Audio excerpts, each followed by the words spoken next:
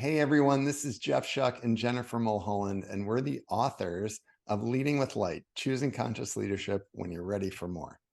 Recently on our podcast, Plenty for Everyone, we shared 10 conscious leadership lessons we've learned in our 10 years of working together. Each of these 10 lessons highlights one of the concepts we share in our book.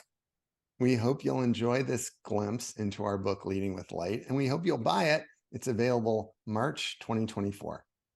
Shall we go to the third one? Let's do it. The third one is kind of in relationship to both of these ideas, but we've really learned the power of creating space, creating more space, creating open space in your day and calendar, creating, I'll call it sacred space. So space to be with your whole self, to drop in, soul space to connect with soul, your spirit, what your essence, your energy, the higher force working with you that you're a part of, that's beyond just your body.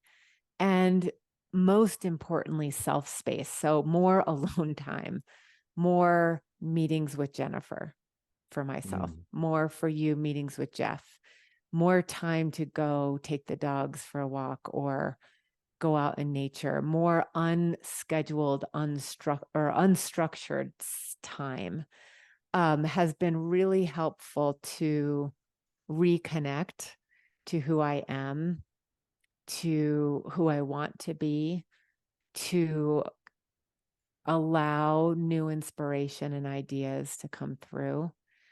And it helps me fill up. It helps me, replenish the energy that is going out to serve others.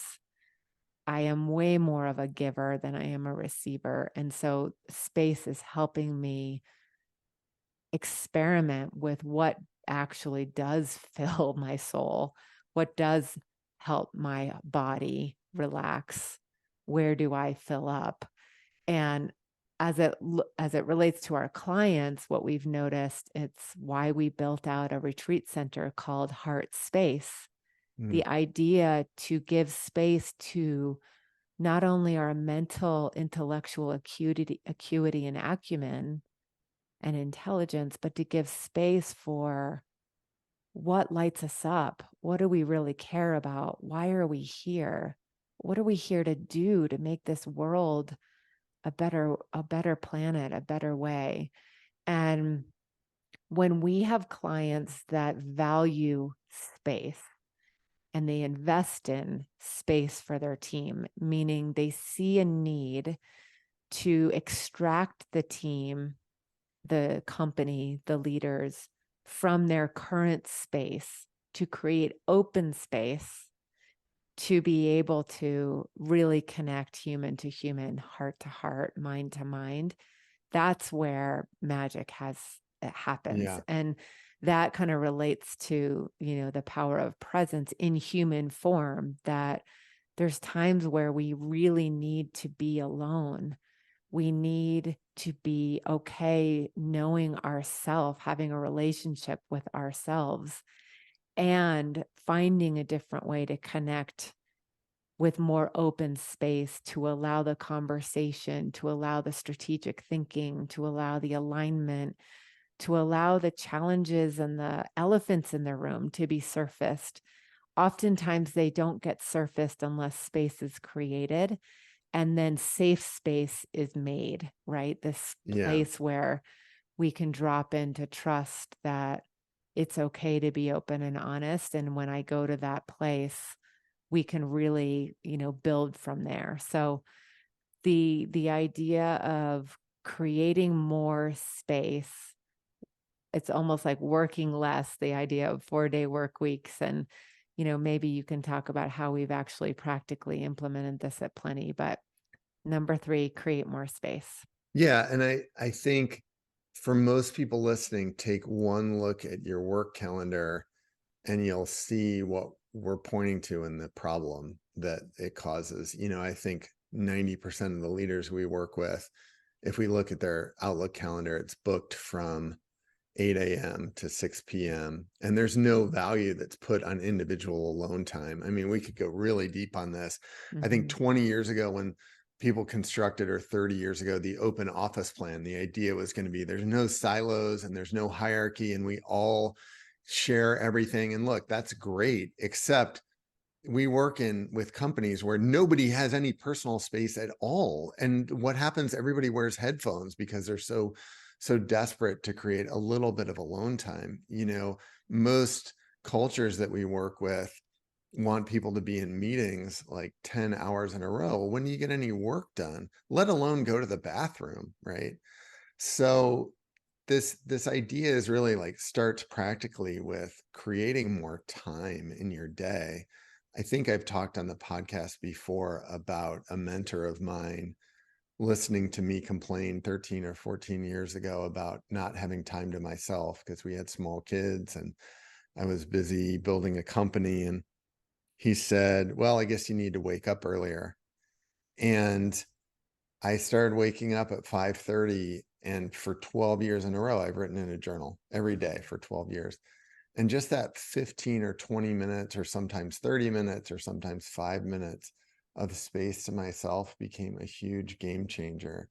And I think we could extend that to just how open space between meetings helps people, how getting outside, space to get outside, helps people think more.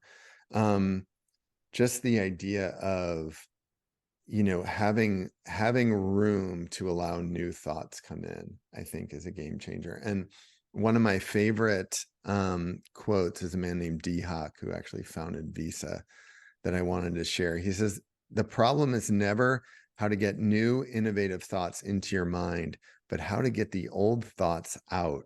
If you make an empty space in any corner of your mind, creativity will instantly fill it. And just that idea of having time to yourself, having open time in the day to allow new ideas to come in, is a game changer. So you mentioned this earlier, Jen. We, about 5 years ago, started something we call Free Fridays. We close the office at noon on Friday, and it's a massive game changer. I mean, just to allow, well, first of all, people like to go to the dentist and, go work out or do yoga without feeling like they're squeezing it in between work. But that was, I think, the first idea. But what's unfolded is, I think, for all of us, and the ability to start to pursue things that we feel like we wouldn't normally do on a Friday, the chance to unwind a little bit, the chance to go into the weekend rested instead of looking at the weekend like it's the time to recover. It's really made a huge change in our view and our experience. Yeah, and it's taken a lot of pressure off. I think before we did that, I just felt like we were on the hamster wheel that we were telling our clients to get off of, and it just Mm, there was no time for ourselves, and it was really hard to keep up on the demand of the work, with the schedules we were keeping and the travels we were doing. And the irony is we had control over that. We could create a boundary, and the moment we did, it opened up just a well of being mm. able to nourish ourselves, which has really shifted in terms of recovery and kind of rejuvenation and what's needed on the weekends. I love the quote that you shared, because I just want to also point to, I think, this idea of ideas can come in. Like if we're too crowded in our minds and we have too much thinking happening. I mean, thinking's happening all the time. We have over 70,000 thoughts a day. Um, when we're doing activities that can help to kind of quiet that pace, like, putting ourselves first in the morning for, writing in our journal, or, when I wake up in the morning, I pick one of my oracle cards and meditate before I go to yoga. And yoga has been so interesting because I'm doing an activity, but my mind is quiet because I'm really focused and present on the Mm. demand of what is happening at at that time physically. I'm starting to bring a journal to my yoga classes, Mm. because what's happening is now the quieter my mind gets, the more ideas come into that space. But Mm. I'm making space to do something for me physically and mentally for sure. A de-stressor, a place where I get in tune with my own flow and alignment of my body and being. But what I've been so surprised at is the ideation and the downloads that are happening Yeah. in that space where I'm not thinking about, I'm not working on it. I'm not, it, I'm thinking about something different. And in that space between the thoughts, other ideas drop in. And whether that is like taking a nice shower or a bath or going for a walk, like what D Hawk is pointing to is that the more space we create, the more tuned in we can be with the creative Yeah. muse, the ideas that naturally will drop in without us having to um, make Right. them up, right? Or manifest them Eh, ourselves. Right. Everybody's busy, or everybody's creative. Just some of us are too busy to tap Right. into I that. love that quote and that idea. Yeah, it's certainly been a big practice.